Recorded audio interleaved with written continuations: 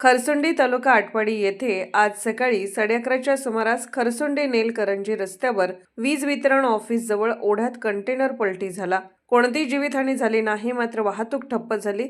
कंटेनरचे आणि कंटेनरमध्ये असलेल्या MSCBच्या ट्रान्सफॉर्मरचे मोठे नुकसान झाले आहे। खरसुंडी वीज वितरण मंडळाचे नवीन पॉवर ट्रान्सफर बसवण्याचे काम चालू आहे। इंदापूरमधून GJ05 AU 7344 कंटेनर काही ट्रान्सफर मशीन घेऊन आला।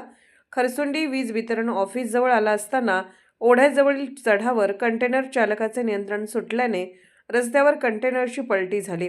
सुदैवाने यावेळी जवळपास छोटी मोठी वाहने नसल्याने कोणतीही जीवितहानी झाली नाही, मात्र वाहतुकीची कोंडी मोठ्या प्रमाणात झाली।